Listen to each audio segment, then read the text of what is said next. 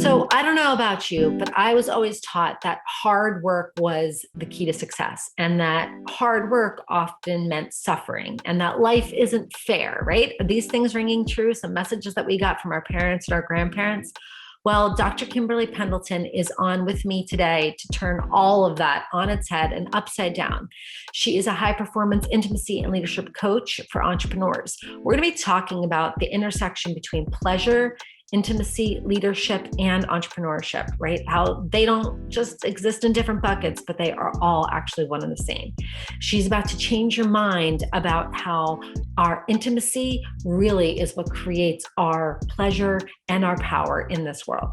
Her expertise comes from her PhD from George Washington University and her master's degree from Yale. She's a certified coach, published researcher, and has been leading hundreds of clients through the work to find freedom and financial success and deep love by healing their wounds and emerging bravely on the other side.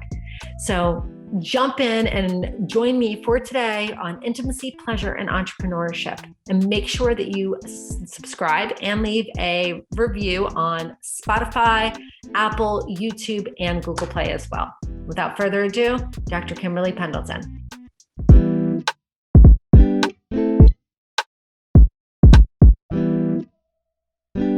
So, hi everybody. So Kim and I are already jamming, and I'm like, okay, I got to hit record. But Kim, the thing I was going to say is being able to jump into a conversation at level 4. Yeah. Right? Not jump into the conversation at like, how are you? How was your vacation? Instead like, all right, hey, let's get to it. Like, yeah, absolutely. I was just talking with someone about how I get a little like nervous or overwhelmed somehow with small talk. But if somebody is just like, so like, what's your biggest regret in life? And like, what are your dreams before you die? Like, it's like, oh yeah, actually, like, let's get into it. But if you want to know like my thoughts on the weather, like I might suddenly seem like I can't speak. It's like, I swear I want to talk to you. Yeah, there's something about that level 4, like you're saying, that I feel like activates something in us that's really real, and having to stuff it down to like get through day to day just doesn't work for so many of us. Right. So this is a good pre-warning to everybody who is listening that we're going level 4 today. Welcome. You're jumping right in with us. Right in. So, welcome to the party. Yeah. I think that's kind of what level we need to be at to talk about intimacy, pleasure, and entrepreneurship, which in some way, Kim, like, and I've got my notes, but in some way those feel like different buckets. Yeah, that so is how we're taught all of it, right? If we're taught about anything about pleasure at all, it's maybe like, oh, that bucket is like hidden in a closet with like a locked key, maybe. But we might know it's there, and like it could sort of come out sometimes. But yeah, let alone that we might be able to like mix them all together and have this like success in business kind of contributing to or flowing from like pleasure and intimacy and even like sensuality. And like, not in Forbes, you're not seeing that, at least not yet. It's so true. It's funny because sometimes, and it's not gender lines, but energetic lines, it feels like pleasure and intimacy is over here, right? Yeah. And over here, I have a different persona. And I imagine this applies to men and women. I know we're going to talk a lot. We're women, so we're going to talk a lot about it from the female perspective. And it feels like leadership, entrepreneurship is over here in my secure the perimeter, target the goal, get shit done area. Right?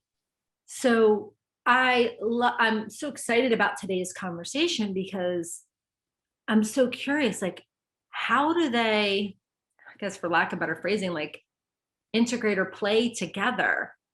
Yeah. So we're using one to really amplify the other. Yeah. I love it. Obviously this is like my favorite thing to talk about. And you're like my favorite person and like this community and like, I don't know, just people who are open to thinking about even when things are already good, like how could they be even better, which is something I really associate with you and the way that you approach life and business, where it's like, you don't actually wait for things to be like on the rock bottom in order to start looking for better solutions. It's just like, always, how could there be more freedom? Always, how could this feel better? Like, what is the most aligned? And I feel like that's really where this comes into play the best, because a lot of like my colleagues and a lot of my clients have found some success and like hit a stride, but it's really been in this like almost more like keep pleasure over there mode. And then there's this like longing for a little more play and like a little more fun, but also in their relationships and like self-love, a little bit more. I call it intimacy, but really, I think a lot of people would probably say like vulnerability is that word that might be missing, or that kind of like authentic, like, okay, someone sees me for all of me. And what's so interesting is that what I found is that the more you deepen, the more I deepen in that work and like let my guard down, or like open up more and more, or even do more of this kind of healing on the like intimacy level, I show up differently in my business. And then like my clients are feeling that too. And my colleagues are feeling it too. Like, oh, it feels like, we can really trust you. And I feel like now I can be more honest in all this, even when that wasn't really what it was for at first. It was like, oh, I'm just trying to, like deepen in my love life or heal from sexual trauma or do these different things. I felt like it just kept having these really positive ramifications for people in business, especially when the business is us showing up and like being ourselves. I think people can feel it when we're just like, we're more in love with our life. Yeah. Yeah. I couldn't agree more. And I also think that there's sometimes this barrier, right? And Yeah. it's interesting. I'm working on my next book. I know you're not going to geek out about this, but I'm working on my next book and talking about the performative self as an element of identity, and how many times like our performative self is who we think we should be, or Yeah. which we think we should show up. So Yeah. we're talking anything from, the attorney who's clocking in so many hours and like, missing their personal life because they think they should be billing all these extra hours, or the person who thinks that they should be Susie Homemaker. Meanwhile, like back at the ranch, it's not at all what they want to do. Or Yeah. everything's looking good on Instagram. Like I Right. have my shit together. Meanwhile, back at the ranch, like things are blowing up behind us, and we're just like, it's all I'll good. get the frame. Yeah. Right, right. So like, how do we navigate showing up as our authentic self, Yeah. intimately, vulnerably, Right. and with pleasure? Because it's not going to always be sunshine and rainbows. Right. Show up as that without slipping into our programming of Oh this my God. should be in the performative self. This is like the question. And I actually think about it a lot. And I'm not sure that I always have this mastered, but I at least think like being in the inquiry is so helpful for me, because yeah, like on the one hand, sometimes I worry, like, is it just looking like everything is perfect when actually both things are closer to perfect than I could have ever imagined. And I want to be honest about like celebrating that and not missing it. And it's like this intentional choice again and again to focus on the good instead of like focus on what's missing. But you do worry that like, does that mean it comes across looking like just lucky me. Like everything's great over here. Easy for me to say in Napa, like, yeah, what do I have to freaking complain about?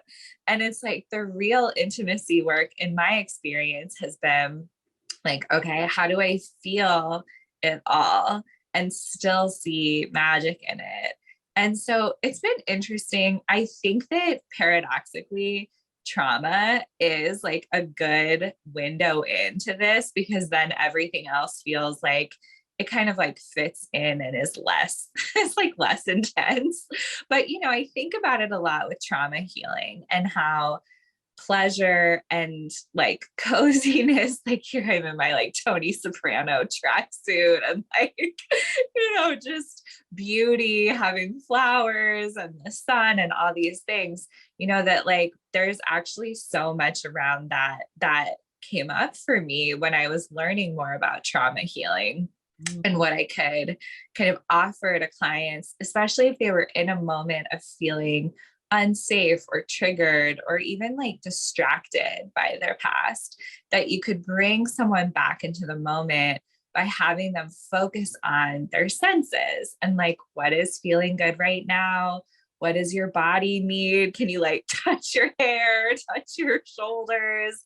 But even, like describing something beautiful in the room. And it's so interesting, Bailey, but it unlocked something for me the deeper I went with that, where it was kind of like, okay, intuitively, we kind of know already that like the difference between when I was trying to write my dissertation in Tulum with you guys, or when I was working on it in like a low lit basement, like office with like one bare bulb, it's like one of these is easier than the other and one is producing better work. So it's like part of us already knows that beauty and pleasure and like our senses matter. But there was something about learning that about healing and how it kind of relaxes the nervous system and gives you that chance to catch your breath and come back. And I started to see that like, if you up the pleasure, you can actually like go deeper into the like conversation, into the healing work. And I mean, it felt so crazy at the time, but when we met and I'm like, I'm working on this dissertation about sex trafficking and like violence, but I'm looking at the ocean and I feel so taken care of. And it was almost like it let me stay in it. And so then you go like scale way down to just like everyday life. And I'm like, yeah, okay, everything's on fire. But if I go buy fresh flowers and like look at that for a second, I actually show up back to my house much nicer than if I just like sit in the mess. And my ideal combination of that would be that I'm sharing both. Like everything was on fire. So I went to go buy flowers. And it's of course tempting to just do one or the other. And I feel like my worry is that you would only see the flowers and be like, oh, nothing's ever on fire at her house. And it's like, well, that's not true. So I feel like it is good. It's good to be asked about it, honestly. And it's good for me to keep thinking about it always, because I don't want it to seem like, oh, like everything's just perfect over here. But I do think it's helpful to have that permission to go find like a little spot of beauty or a little spot of pleasure or whatever that looks like. If anyone follows me on Instagram, they'll see I'm frequently in the bathtub, but it doesn't have to be that, like for whatever version of those things people love.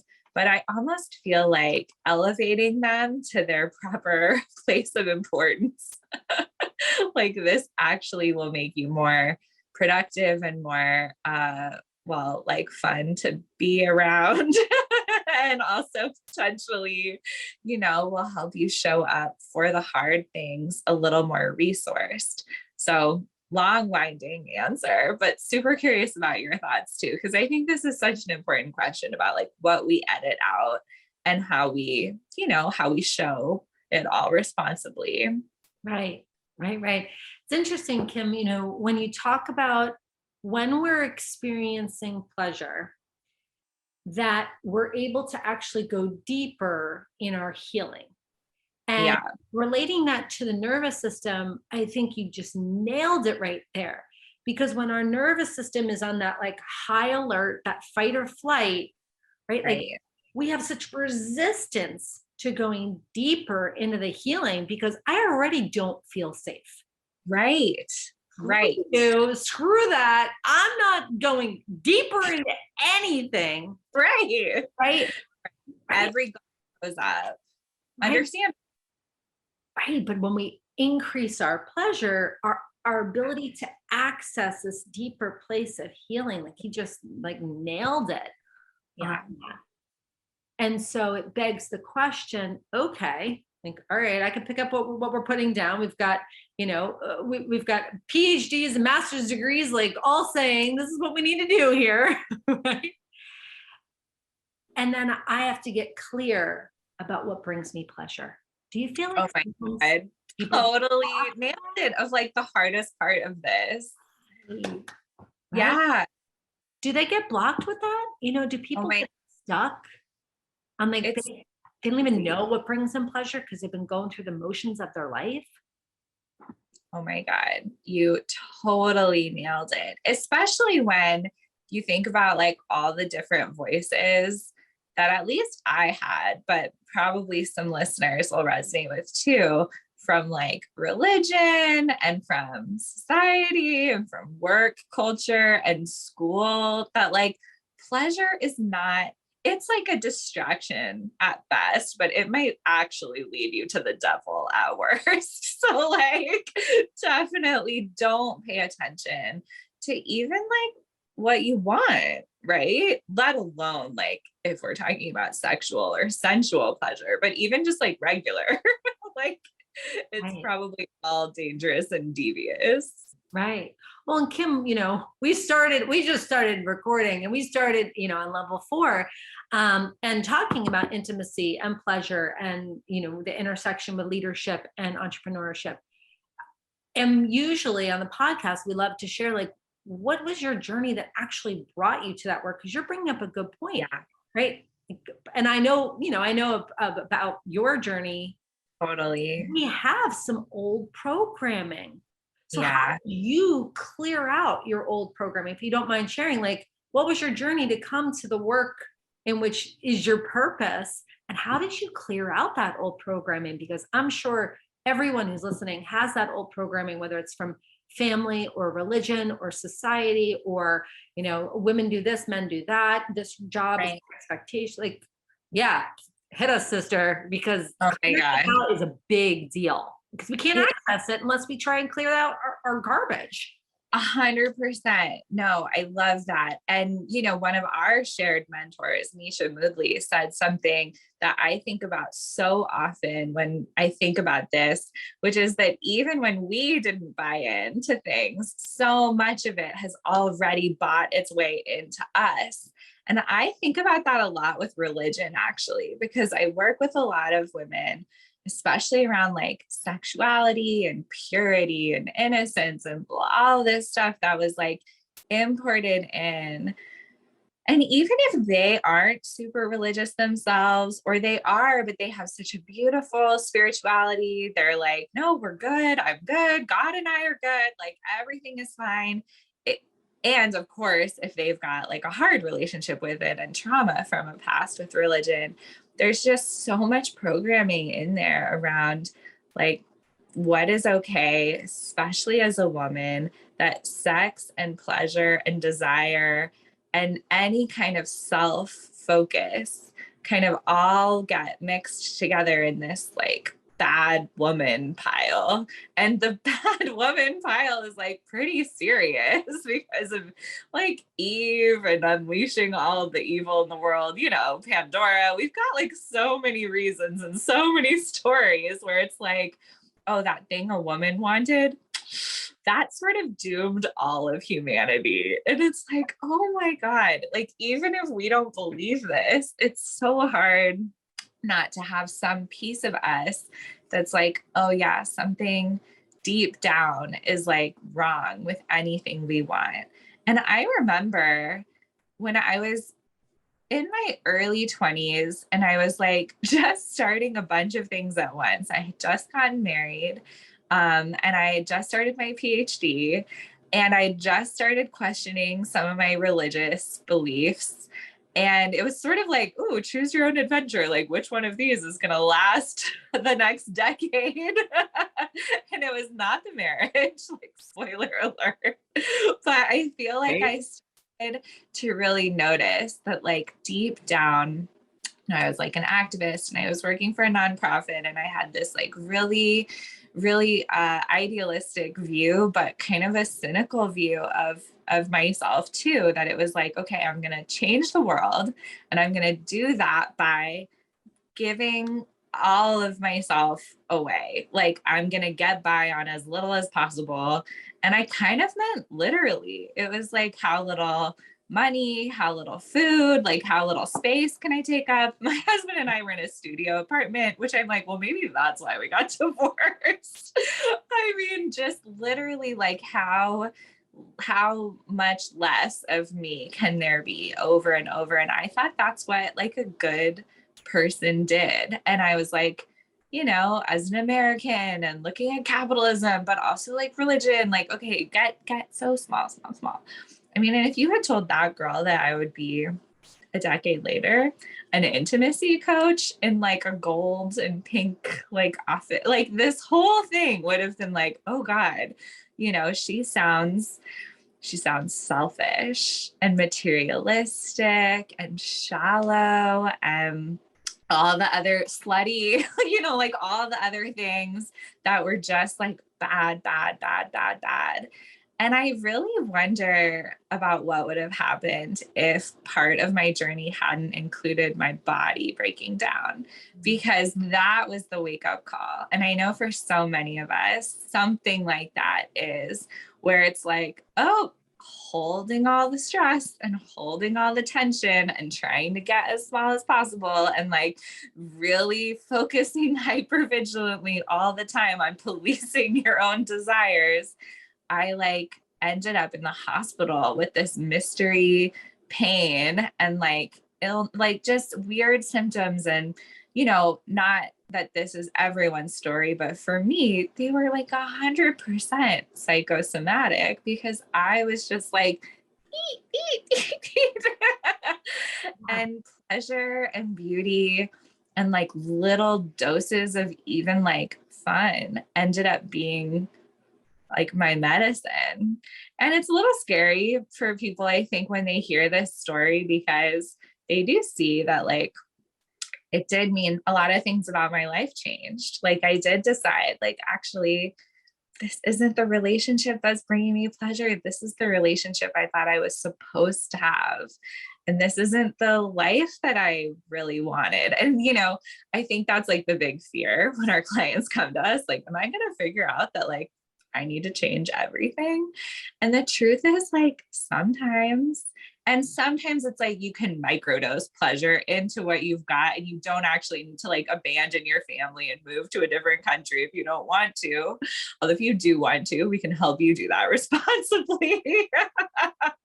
But it's like, you know, it can be scary to imagine, even when we're miserable, changing things about our life. And it's just probably those are the moments where it's so nice to see people like me and like Bailey, where it's like, yeah, you can change everything and it can go so great. And 10 years later, you can be like, oh my God, this is so much better than I could have ever imagined. Like, it was so worth it. But was it scary when I was like 22? Yeah. Absolutely. Absolutely. And yeah, Kim, thank you so much for sharing that with us, because I do think that people can relate to the wake up call, right? Whether that is Yeah. the physical breakdown of the body. I remember early on in the pandemic that my face was on like fire, and I had Mm, this what ended up in dermatologists called perioral dermatitis, and it just was like this huge red patch on my chin, my face, and never had anything like that happen before. But I yeah. relate to that because I was very much trying to hold all of Yeah. the variables of my Yeah. life together and in this survival mode that I Mhm. didn't feel comfortable in my own skin. Yeah. And my body was like, that was just the demonstration of it. Yeah. Right. And we have to remember, like, hold on. That's why I was saying, like, let's clear out the narrative and I identify, like, oh, that's actually not my shit. That's, from the church, or that's from my mom, or that's actually, I just like witnessed that with all those damn Disney movies, right? Like, Yeah. right. And it's like, let me clear that out and then ask that question that we were, talking about before, like, what actually brings me pleasure? Yeah. Because without, I think, those two elements, and you're the expert, so correct me if I'm wrong, but I feel like those like two elements, we'll Yes. we'll default into the performative self. 100%. Yeah. Yeah. I mean, it's interesting because, like, philosophically, could we argue there's some pleasure in performing everything correctly? Like, sure, probably, but you'll hate your life and it's not going to last long, right? Like, even if you're like, the perfectly curated Instagram grid for 2 seconds, but I've been holding my breath and like my kids hate me because I've been yelling at everyone to get this photo perfect. It's like, that's not what we're interested in. We're interested in a life that actually feels good. And I think what's so interesting is that even entrepreneurs who ostensibly have been guided by that goal, we wanted freedom. There's so many easier ways to make money. If it was just about money, we probably all would have done something else.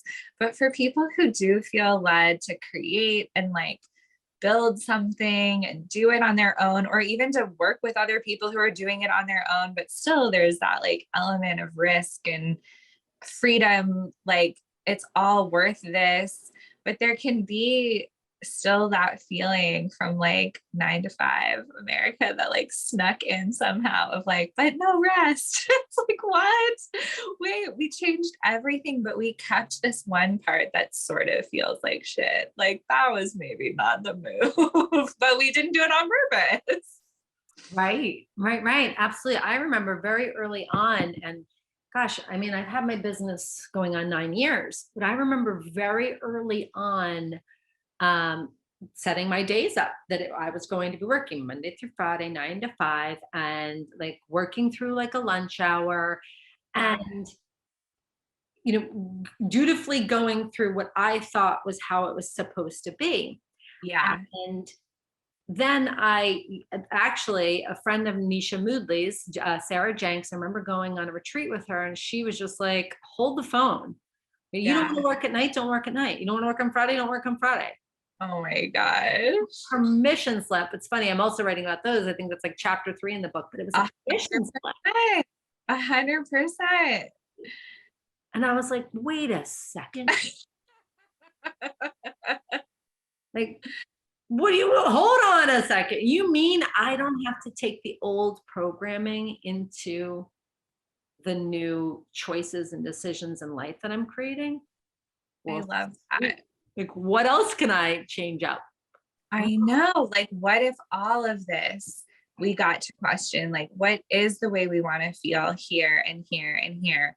But I know exactly what you mean. And I think that when I thought about like, what is the resistance to this? Because it is like, oh, you'll immediately feel better. And I have some evidence now that you'll also make more money. So it's like, okay, what is the holdup? Like, why wouldn't we bring more pleasure in and kind of like let ourselves have this? And I think a lot of it is the vulnerability that comes with being like really intimately known. And I started to wonder, especially during the pandemic, when people suddenly were sometimes at least experiencing a lot more time. And like, I kind of wondered, like, how is my business going to handle this? Like, intimacy coaching, like, I don't know if people are going to need this right now or prioritize it. But what I found was a lot of people were like, oh, a lot of stuff I've been out running with my busy schedule is now like rising up to the top. And I have nowhere to go and like nothing to do except look at it. So like, fine, we'll finally do this work. But I think that's one reason when I look back at when I was really busy, or like some clients who are doing a lot and holding a lot. And sometimes it is like this way, I don't have to deal with the deeper underlying stuff, especially if there's trauma in the past. It's like, I don't have time for that. I'm going from this to this to this to this. And I've started to see like there's no more seductive distraction than knowing you're really being of service. It's like, well, I can't do that. I'm helping people. And it's like, okay, well, that's a really good excuse to not look at like what's underneath. And I totally get it. And, not everybody is in a place where they're resourced enough to take space and time to do that. But I also have found that if you don't make time and space for it, kind of like with me, it finds a way. Like it like comes up at you anyway. So sometimes I think about it that way of like, would you rather do this on purpose with a mentor and container where you're going to be held and mailed presents? Or do you want to wait till you're like in the hospital because your body is going like, help me, because you've been like stuffing it down? I've tried both, and one was more fun, I have to say. Right. Kim, I love that. I love that perspective, because it's almost like whether you jump off the diving board or you go in through the shallow end, the result is the same, right? We're going to do it, but which way do you want to do it? And being intentional and coming to the place where it's okay to do it with pleasure. Yeah. And to understand and accept, like even going back to the schedule aspect, like I crush it when I work Tuesday, Wednesday, Thursday. I see clients Tuesday, Wednesday, Thursday. Sometimes Thursdays are a half day because I run the coach training. And you know what?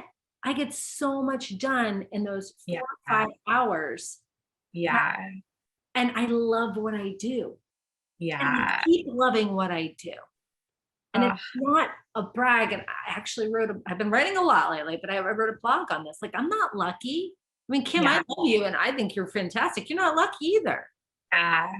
It's about being intentional about the life that you're choosing. Yeah, I love that. I think there's something's in the air, because I was writing something really similar yesterday. And it's like what we want to signal, I think, when we're like, or at least what I do when I'm reaching toward that word lucky, is I want to say like, I get it. Like, this is amazing. This is so amazing. I have so much privilege. I have so much gratitude, but it also makes it sound like it might not be something everyone could do, or a version of it. It's like the lie is like, oh, I just got lucky, so like sucks for you. When really it's like, yeah, I like made these intentional kind of difficult decisions again and again to like look for what's working, to heal what's hurting, to like take space to really feel it, to get mentorship and like support that I needed, all these different things. And then to like pile on the gratitude for what is working, even when it's like the smallest thing, until it grows. And like, then you look around later and are like, wow, I'm so lucky. And it's like, sort of, or you kept showing up every day and doing these things. And like, luckily for us all, that's actually something we can all do a version of, even if it's going to land us in different places and look different. And of course, there are different structural realities that make it easier for me, than some people. It still would have been easy for me to stay miserable. Like at the end of the day, even with all my privilege and all that's going right, I could still be sitting here being like, well, here's a list of things that are not working. This list sucks. And we would have a really different podcast, right? Right. Exactly. So my question where I want to go with this is like extending beyond ourselves, right? So whether we're talking about our partner, friend, family, and I don't want to say outgrowing necessarily, but as we do the work on ourselves, sometimes it is triggering to other people around us. sometimes we do kind of need to shuffle up the team, where we had some people that were closer to us and maybe they're, Right. further distance apart. But I'm just curious, like, how do we either bring people on board, which you and I both know that you can't make anybody else do anything else, but like, how do you navigate those waters when you're on the climb and either the people around you are not ready to climb, they don't want to climb, or they're critical of your climbing? Yeah. Oh my God. This is such a good question, especially because I feel like there's both the reality of what to do when this is happening, or like how to think about it. And then there's almost the like darker, deeper work of like how scary it is to imagine it, even when it's not happening yet. Or I feel like it's one of the number one things that I watch people in my community worry about, and it like will stop them from getting bigger, because it's like, well, then maybe it's okay now, but like then it's going to be like, oh, that girl, like, I'll lose people as I grow. So I feel like it's so helpful to address it both from like the reality and the fear that it could happen standpoint. And honestly, I feel like the fear one is harder. But in my experience, two things have really been like game changing. And one, I know you're the same way. One has been like being so intentional about at least calling in people who do get it and who do support it, and who are even, what I love is being surrounded by people who are like a little bit ahead of me on a path I want to be on.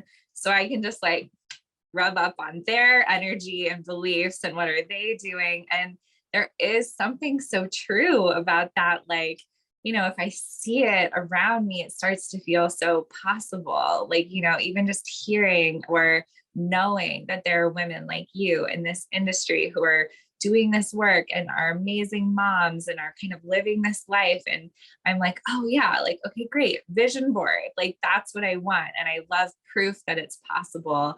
And I look around my like tiny town in Napa and I don't see a lot of like entrepreneurs who are moms who are running online businesses, but that's okay. Cause like I can go find my people. And then when it comes to the people who are in my life, who may or may not get it, or like you said, people who might be even a little bit hurt by things going well for us, or like the direction we want to be moving, whether it's like former clients or friends who don't really get it, or even like partnership where it's like, oh, like you're not actually growing with me here.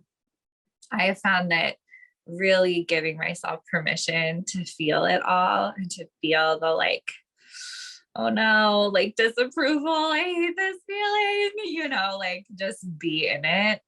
But then also to like lovingly let it go of like, this is at its core more conditioning, that it's not safe for me to be like someone going off on her own.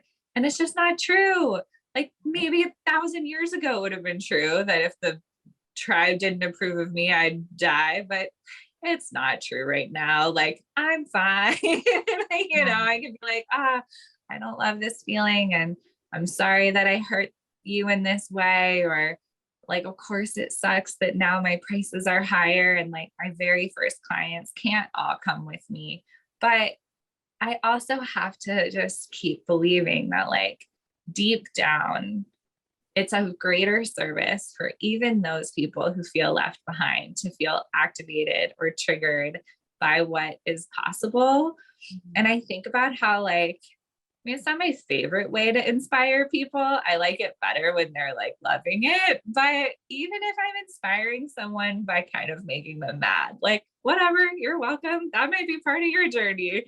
Maybe someday you'll be able to circle back and we can be friends. But even if not, like I trust that I can be of service that way too. It's interesting that you put it that way, because I think we have to remember that we are not responsible necessarily for someone else's reaction. Oh my God, the journey of my life learning that lesson. Right? Recovering people pleaser. Totally. Yeah. And when I I actively, I mean, and speaking personally, everyone, like I actively work on staying in my lane. Oh my God, it's so hard. My coach, Julia, is always like, let people have their own experience of you. And I'm like, what? I'd like to micromanage that, please. Like, but it's true. It's like, whoa, who am I to take control over this? Like, you can have your own reaction and your own experience with me, and not everyone might love it. And as much as that has my inner people pleaser want to die, it is so good for us. Right. But have you ever had the experience of being in partnership with someone and you're on the forward trajectory, you're growing, and they're not, maybe they're triggered by it. Like, what do you do? Because I think that people experience this a lot, especially women in leadership. 100%. I am the perfect person to talk to about this, I will say, because I have these two experiences that I think will be really encouraging, even though they went totally different directions.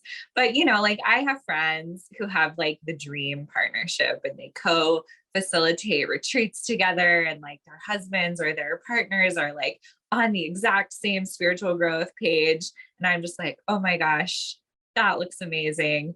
But that's not been, for the majority of my clients, the story, right? That they're not just like, oh, wow, it just so happened that I started doing my own work, and so did he at the exact same time with the exact same amount of like commitment and interest. It's so much more often somebody being like, who is this lady on Facebook that you are suddenly now listening to every day? Is like a third member of our relationship. And so I feel like it's helpful to talk about almost like, how can it still feel really, really good, even if somebody is not actually like meeting us like toe to toe with every single step of our own journey. But if they're supporting us and on their own journey, and we can kind of like use it as epic stay in your own lane homework. And in one relationship, the one I was in right before this one I'm in now, it was a deal breaker. It was like someone who couldn't keep up with me, but like couldn't handle it that I was going somewhere. So it was like, as I'm finishing my PhD and he wasn't, as I was launching my business and he wasn't involved, and as I was growing and kind of like dreaming bigger dreams for my life, he was feeling more and more left behind, instead of feeling that sense of like, all right, you're crazy, but like, I can't wait to see where we end up. And it didn't work. And then this partnership that I'm in now, it's so interesting because like Nick is not a coach, and he's hired coaches before, but like, I don't think he has any interest in like being an entrepreneur. He's an artist. So I think of them as very similar, but he thinks of them as different. But he loves it. He like loves me being lit up. And I can feel in our conversations that like the bigger dreams excite him, and he's dreaming bigger too, because like we're talking about it together. And so instead of that feeling of like, I'm threatened, it's that feeling of like, okay, I don't know what you're saying exactly all the time, but like I'm in, and I can like do my thing, get support from my people who really do understand all the things. But then like, he's not antagonistic towards it at all. Yeah. And I actually think for me, that's even my preference. I mean, not that I don't like have anything to compare it to in terms of like dating like a tantric men's retreat leading like yoga instructor or whatever, but like I do have some fear that they would just be like, okay, now I'm going to deconstruct monogamy so that I can have sex with all your friends. So just like maybe there's something good about someone who just like loves me so much, is along for the ride, and is on his own path of growth in this way that like I can totally respect, even though it's not the same, Right. Right. Oh my God, Kim. I'm going to just think about that all day. I love that. Love that. You're so funny. But it is true. I think that we're not responsible for anybody else growing. Yeah. Um, as you were sharing about the word threatened just really like hit home for me, because Yeah. I've definitely been there in a relationship where I'm growing and I'm so excited. I'm so pumped up and I'm like, come with me, like, let's go, let's do this thing. Yeah. And it was not only am I not going, but I am threatened. Yeah. And so then I want to then shrink. Right. Right. It's like, oh, well, the least I could do that is shrink, shrink, shrink. And it's like, okay, wait a minute. Yeah. Yeah. And just coming to terms with, oh, and it's funny, I've used this analogy before to just hang with me, you and everybody else who's listening, but Yeah. if I am so hungry for Chinese food for dinner and I'm so excited and I'm going to get the lo mein and I'm going to get an egg roll and pumped up. And then I say to my partner, hey, I'm going to get Chinese, for dinner, do you want some? And he's like, oh no, I'm going to have pizza. Right. That doesn't mean I shouldn't have Chinese. Right. Doesn't mean Right. no, I have to have pizza. That means Yeah. I enjoy what I like. And I think that, to bring it full circle, your point about pleasure, if I'm enjoying my life, I am less apt to want to people please as a way to maintain a sense of security and belonging by Yeah. saying, okay, I'll have pizza too. Just like, Right. okay, cool, babe. Well, we'll sit down together. Right. Yeah. But not changing what I'm doing. Oh, it's so real. And that sense that you're sharing of almost like the greatest gift you can give everyone around you is to be in your pleasure. And it's like, it feels so simple, but we know how hard it is, because it seems like the best gift would be like, oh, he wants pizza, fine, we'll get pizza.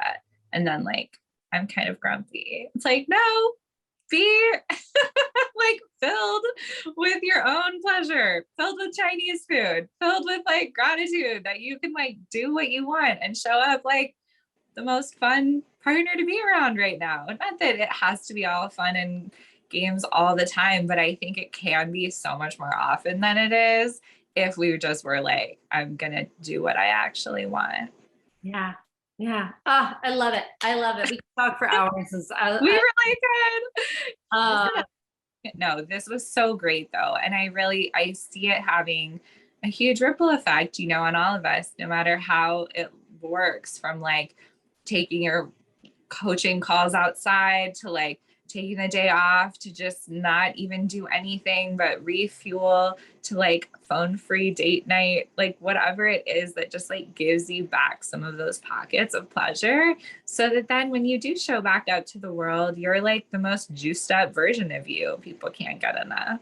Right. And you can't get enough. Like, how good does it feel to want to wake up each day and do what you're meant to do in the world? Oh my gosh, totally.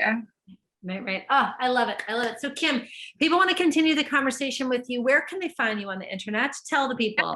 Please, I have a free Facebook group. You will not be surprised to hear the name of it. Pleasure is power. So come on in there. I do a free training every month, and there's actually a free winter retreat up right now if anybody is wanting just to like carve out a little time to get centered before the new year. But also, and it'll stay up if you want to start your year in like March, which I feel like I needed to last year. So absolutely no judgment there. But yeah, pleasure is power. I would love to have anyone who wants to join.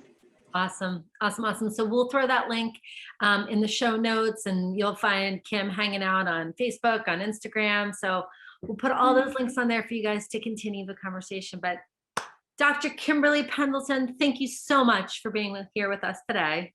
Thank you so much. This was awesome.